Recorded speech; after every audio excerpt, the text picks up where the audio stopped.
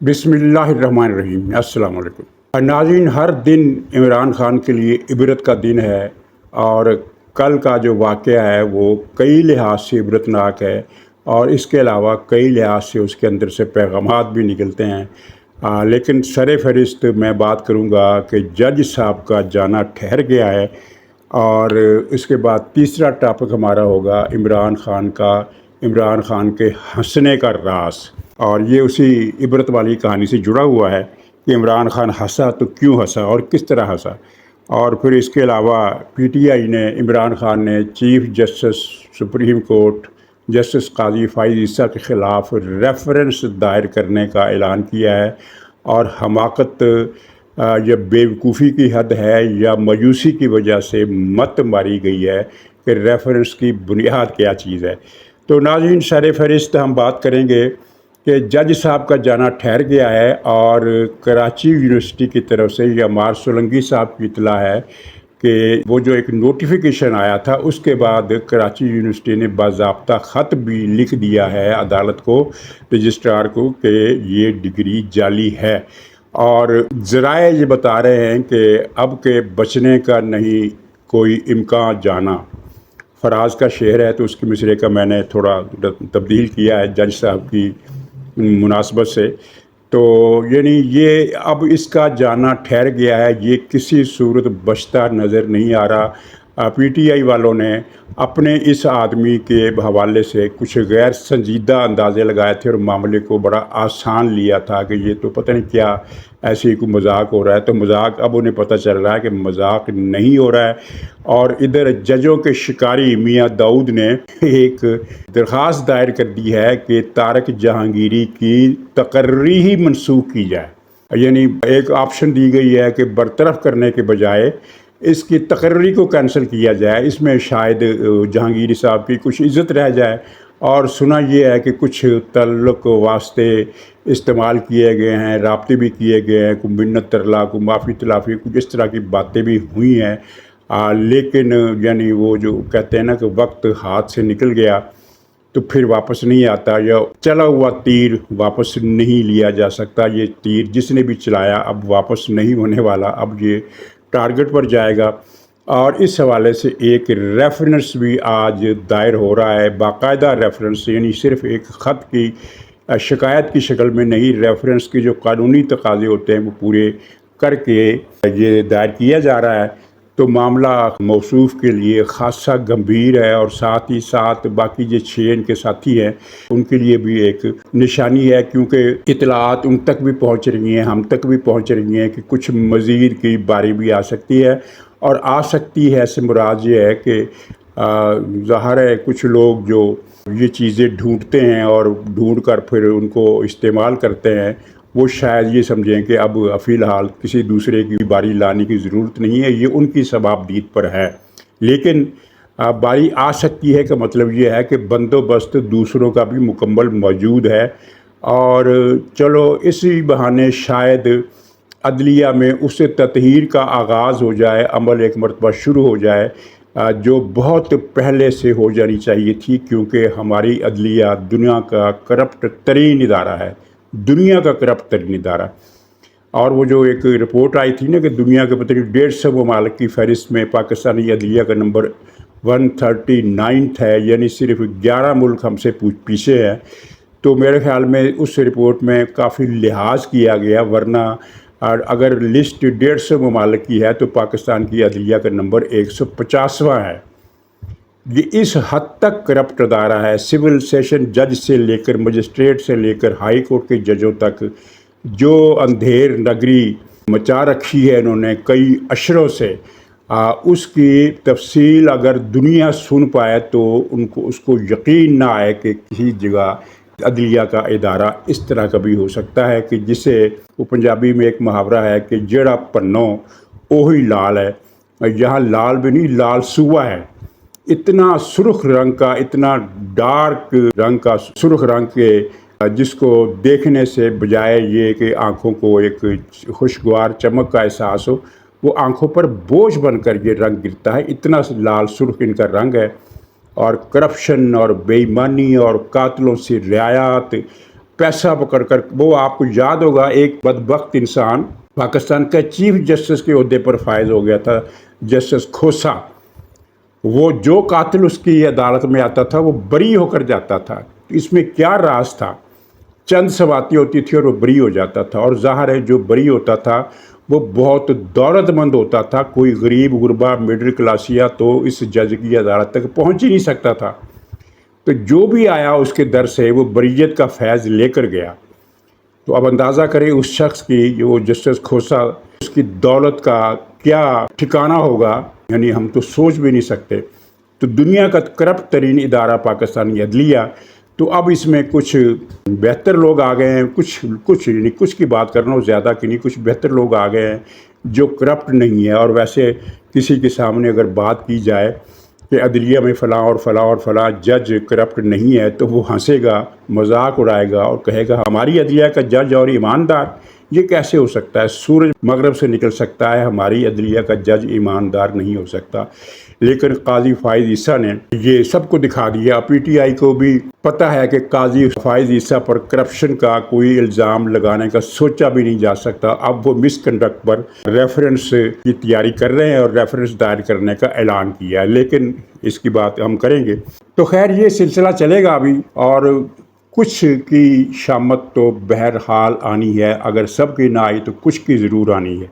नाज़रीन, एक दिन में इमरान खान के साथ इबरत के दो वाक़यात पेश आए, और ये दोनों एक अपनी नौइयत की पहली मिसाल है। एक तो ये है कि परवेज़ खट्टक जो इमरान खान का सबसे कीमती सरमाया था, उस्मान बुज़दार इमरान खान का कीमती सरमाया नहीं था, वो बुशरा बीबी का लगाया हुआ था। और इमरान खान को पता था कि ये बुशरा जादूगरनी जो जादू के ज़रिए हिसाब लगाती है वो मेरे लिए सही रहता है, ये उसका गुमान था।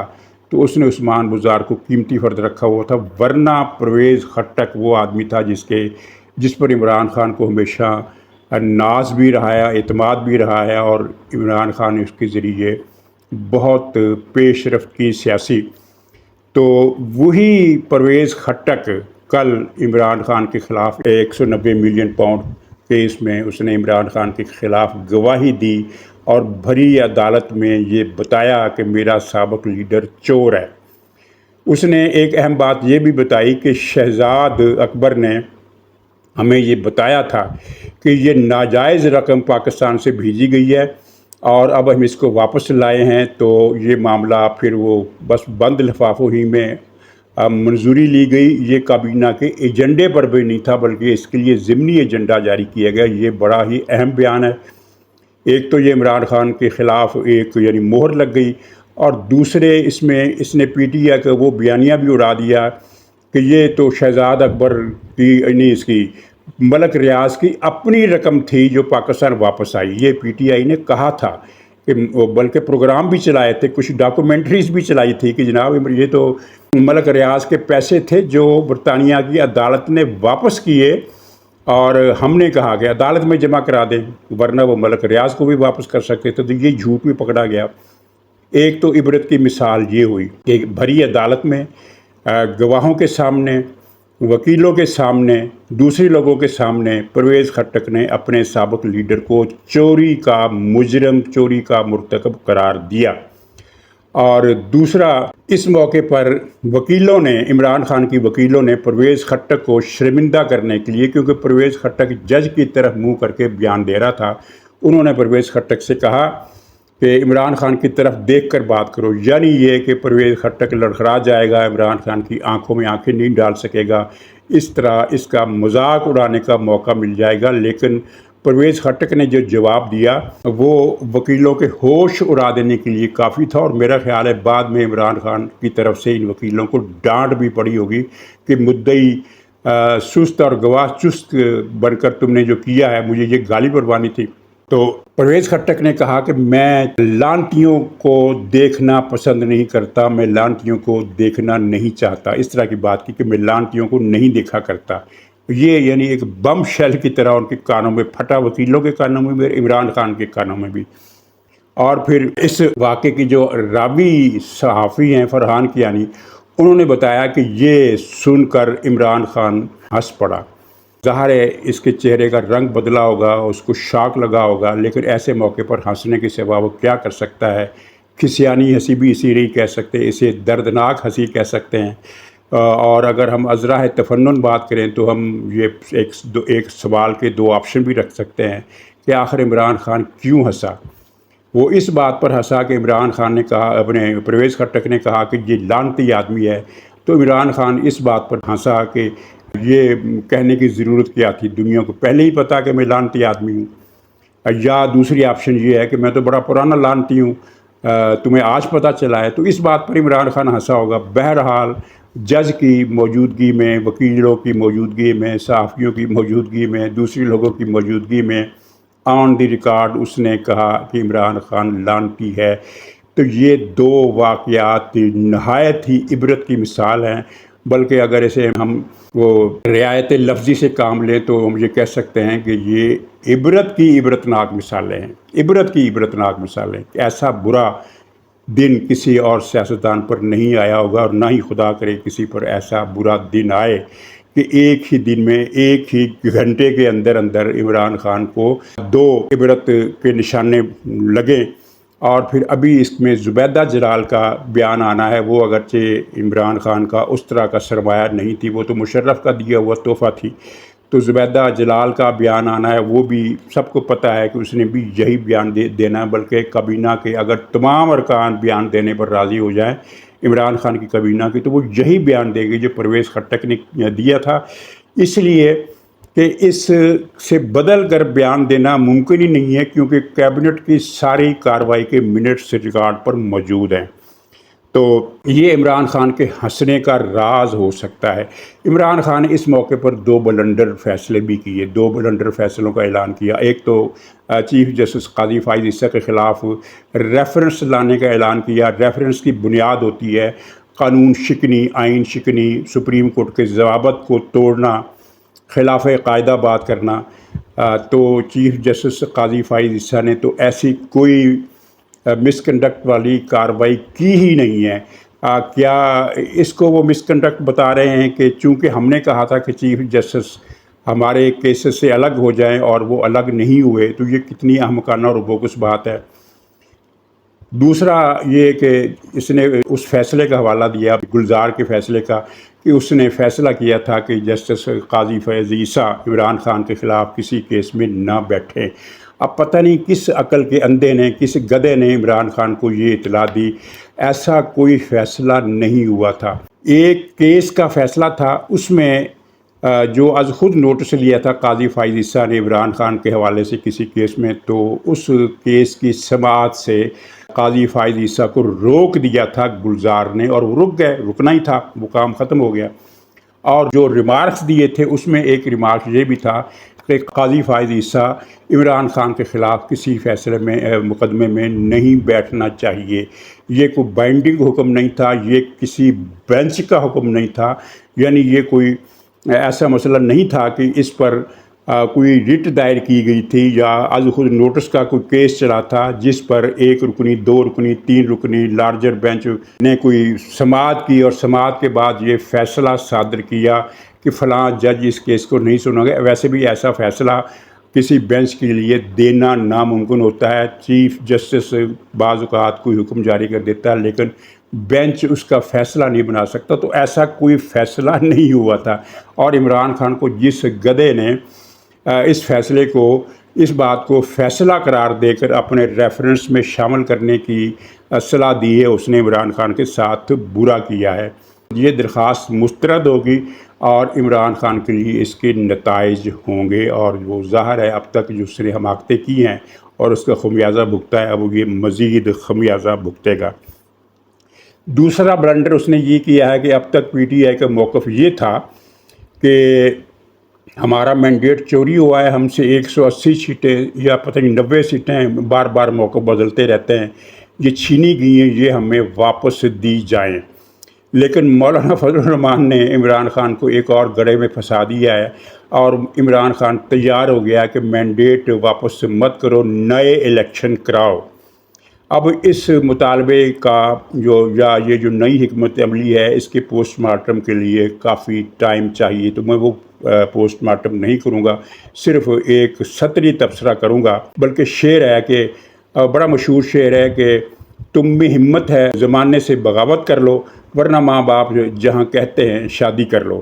یعنی اگر تم میں ہمت ہے تو نئے الیکشن لے لو، اور ظاہر ہے تم میں ہمت نہیں ہے۔ تم جس مبینہ مینڈیٹ چوری کا دعویٰ کرتے ہو، تم تو اسے ثابت بھی نہیں کر سکتے، تم اسے بھی واپس نہیں لے سکتے۔ نئے الیکشن تم کیا کراؤ گے؟ نئے الیکشن میں نے بڑی مرتبہ اپنی یہ رائے دی ہے، اور میرا خیال ہے کہ آپ بھی حالات و واقعات کو دیکھتے ہوئے اس سے اتفاق کریں گے کہ حکومت بدل سکتی ہے، وزیر اعظم بدل سکتا ہے، نظام بدل سکتا ہے، کچھ بھی ہو سکتا ہے، لیکن الیکشن مقررہ مدت ختم ہونے سے پہلے نہیں ہو سکتے۔ اور جب بھی الیکشن ہوئے اس سے بہت پہلے عمران خان کا حتمی کریا کرم ہو چکا ہوگا، یہ سب کو نظر آ رہا ہے، اور عمران خان کو بھی نظر آ رہا ہوگا، لیکن اب اس کے پاس اور کوئی رستہ ہی نہیں ہے کہ وہ کوئی حکمت عملی بنا سکے۔ جتنے رستے تھے اس نے خود ان کے رکاوٹیں کھڑی کر کے ان کو بند کر دیا، اور اب وہ بند کونے میں کھڑا ہو کر اپنے حتمی انجام کا انتظار کرے گا۔ ناظرین، اب یہ پرویز خٹک کے حوالے سے گنڈا پور کا بیان آپ کو یاد ہوگا، اس نے کہا تھا کہ اگر پرویز خٹک نے عمران خان کے خلاف جھوٹی گواہی دی تو میں اس کا پختونخوا صوبے میں رہنا ناممکن بنا دوں گا، اسے صوبہ چھوڑ کر جانا پڑے گا۔ تو اب کل سے بلکہ آج سے دیکھیے گنڈا پور اپنے اس حکم پر عمل درآمد کراتا ہے کہ نہیں کراتا، اور ظاہر ہے کہ وہ نہیں کرا پائے گا، اور اس کے لیے اس کے پاس ایک ایکسکیوز ہو سکتا ہے، وہ یہ کہہ سکتا ہے، یہ بھی میں بات ازراہ تفنن کر رہا ہوں لیکن یہ حقیقت پر مبنی ہے، کہ وہ یہ کہہ سکتا ہے کہ میں نے کہا تھا، میں نے انتباہ کیا تھا کہ پرویز خٹک جھوٹی گواہی نہ دے عمران خان کے خلاف، اور پرویز خٹک نے میری بات مان لی ہے اور عمران خان کے خلاف جھوٹی گواہی نہیں دی، اس نے تو سچی گواہی دے دی ہے، تو اب میں اس کے خلاف کارروائی کیا کروں؟ اچھا، عمران خان نے اس موقع پر اعلان کیا اپنی بھوک ہڑتال کا فیصلہ عملاً اس نے کالعدم کر دیا، واپس لے لیا، یہ کہہ کر کہ ابھی کچھ فیصلوں کا انتظار ہے۔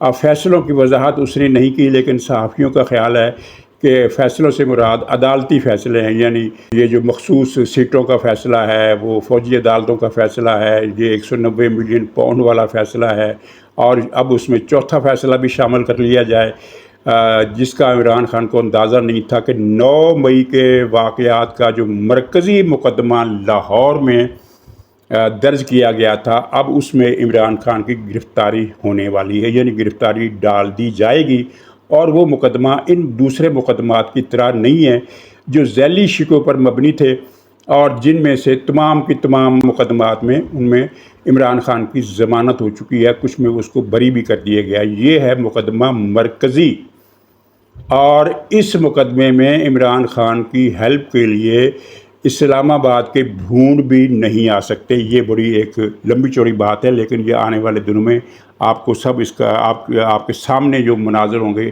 آپ کو ساری کہانی سمجھ آ جائے گی، اور تصویر بھی کھلتی چلی جائے گی۔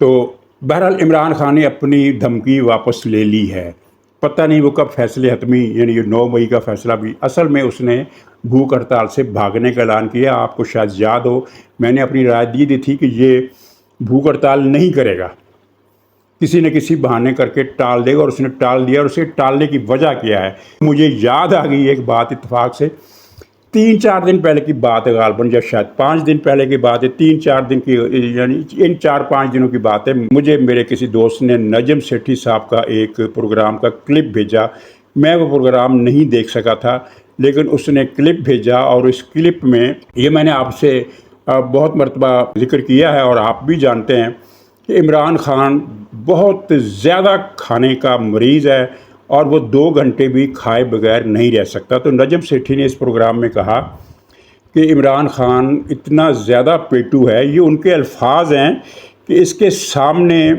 سالم ڈمبا رکھ دیا جائے تو یہ اسے بھی ہڑپ کر جائے، یعنی اتنا بھوکا ہے، اتنا زیادہ کھاتا ہے۔ اور پھر انہوں نے ایک واقعہ بھی مذکور کیا، ایک واقعے کا ذکر کیا کہ ایک کھانے میں یہ سیٹھی صاحب بھی شریک تھے، اور ان کے سامنے عمران خان کے سامنے گوشت رکھا گیا، بہت زیادہ گوشت رکھا گیا، کتنا زیادہ گوشت. یہ سیٹھی صاحب کی فکرے سے آپ کو پتہ چل جائے گا کہ سیٹھی صاحب نے کہا کہ عمران خان وہ سارا گوشت کھا گیا، اور وہ اتنا زیادہ گوشت تھا کہ اگر اس گوشت کی ہڈیاں جو یعنی عمران خان نے نہیں کھائی، چھوڑ دی، وہ ہڈیاں 10 کتوں کا پیٹ بھرنے کے لیے کافی تھی. اتنی زیادہ ہڈیاں. اب 10 کتوں کا پیٹ بھرنے کے لیے جو ہڈیاں کافی ہیں، تو ان ہڈیوں کا گوشت کتنا ہوگا؟ عمران خان سارے کا سارا کھا گیا. اور میں نے آپ کو ایک خبر دی تھی، بتایا تھا کہ واقعہ جو لوگ جانتے ہیں اس کو، جنہوں نے جیل میں بھی اس کو دیکھا ہے، وہ کہتے ہیں کہ یہ 2 گھنٹے بھی کھائے بغیر نہیں رہ سکتا. یہ سوتے ہوئے بھی کھاتا ہے. کس طرح؟ 2 گھنٹے سویا، 1 گھنٹے سویا، آنکھ کھلی، کچھ کھایا، پھر سو گیا، پھر کچھ آنکھ کھلی، کھایا، کچھ سو گیا. اس طرح یہ اتنا زیادہ کھانے کا عادی بھوک ہڑتال کیسے کر سکتا ہے؟ کر ہی نہیں سکتا. اور ویسے یعنی اب بات سے بات نکلی ہے، تو اگر آپ نے اس کی وہ ویڈیوز دیکھی ہوں جن میں یہ کھاتا ہے، تو کمال کا کھاتا ہے. یعنی یہ میں نے اپنی زندگی میں پہلا ایسا آدمی دیکھا ہے کہ جو ایٹ اے ٹائم ایک ہی سنگل مومنٹ میں 2 لقمے منہ کے اندر رکھتا ہے، ایک اس کلے کے اندر، ایک اس کلے کے اندر.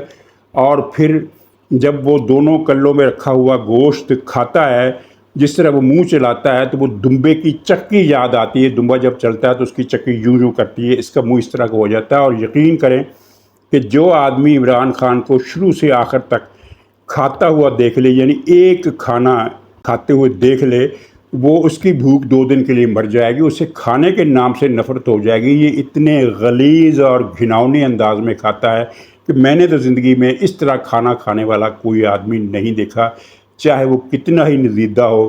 اچھا، یہ 2 کلوں میں نا بھرنے کی عادت ہوتی ہے گلہری کی. وہ ایک اخروٹ اس گال میں اور دوسرا اخروٹ اس گال میں اور تیسرا اخروٹ زبان کے اوپر رکھ کر منہ اتنا موٹا اس کا ہو جاتا ہے. لیکن وہ کھانے کے لیے نہیں رکھتی. وہ جب ہائبرنیشن کا وقت آتا ہے نا، سردیوں کا موسم جب آتا ہے، تو یہ ہائبرنیٹ جو جانور ہوتے ہیں وہ 6 مہینوں کے لیے یا 4 مہینوں کے لیے، جب تک موسم سرما رہتا ہے، تو وہ اپنی غاروں میں چھپ جاتے ہیں اور سو جاتے ہیں. گلہریاں بھی سو جاتی ہیں، لیکن وہ کھانے کے وقت اٹھتی ہیں اور جو غار کے اپنے اندر، اپنے بل کے اندر جو انہوں نے کھانا رکھا ہوتا ہے وہ کھاتی رہتی ہیں. تو یہ گلہریاں اس موسم کے آنے سے پہلے پہلے درختوں سے اخروٹ یا دوسرے نٹ جو ہوتے ہیں وہ توڑ توڑ کر اپنے منہ میں بھرتی ہیں اور پھر جا کر اس کو ذخیرہ کرتی ہیں، تاکہ سردیوں کے موسم میں انہیں پھر کمرے کے اندر، غار کے اندر رہتے ہوئے ہی سب کچھ مل سکے. لیکن عمران خان کا تو کمال ہے. حالانکہ یہ ایک لقمے کے بعد دوسرا لقمہ لے سکتا ہے، لیکن یہ 2 لقمے ایک ہی وقت میں رکھتا ہے. دونوں گال اس کے پھولے ہوتے ہیں اور منہ دمبے کی چکی کی طرح چل رہا ہوتا ہے. محمد علی خان، وہ جو درود شریف پڑھ کر جھوٹ بولنے کا عادی ہے، وہ اتنا بدبخت انسان ہے کہ پتہ نہیں کتنے برسوں سے وہ حضور صلی اللہ علیہ وسلم کی اور درود شریف کی مسلسل توہین کر رہا ہے. پتہ نہیں اس بدبخت کا مذہب کیا ہے، زندیق ہے، قادیانی ہے، یہ کیا ہے. تو خیر، یہ تو بیچ میں بات آ گئی. اس نے ایک بیان دیا کہ پرویز خٹک نے گواہی دے کر اور پشتونوں کو کا سر شرم سے جھکا دیا ہے. مجھے ایک پشتون ہونے کے ناطے اس بات پر دکھ ہے.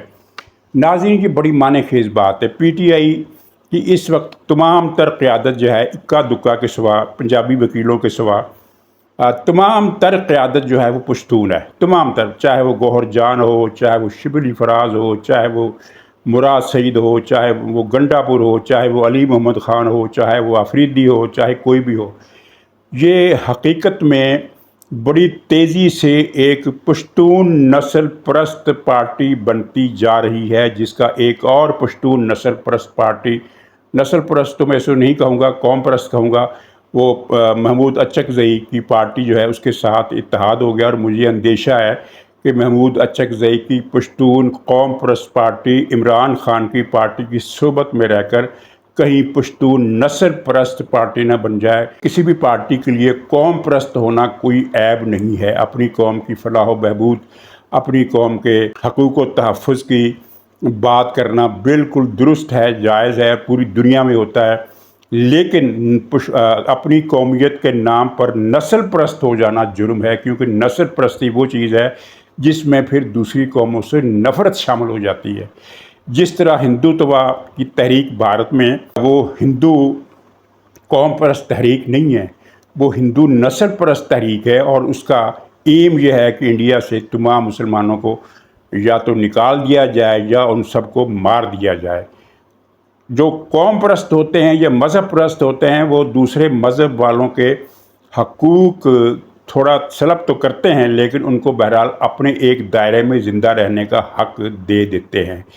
تو یہ عمران خان کی پارٹی اب تیزی سے پشتون نسل پرست پارٹی کا روپ دھار رہی ہے، جو ظاہر ہے اس ملک کے لیے تشویشناک امر ہے۔ ناظرین، انشاءاللہ اگلے ولاگ میں پھر ملاقات ہوگی، تب تک کے لیے خدا حافظ۔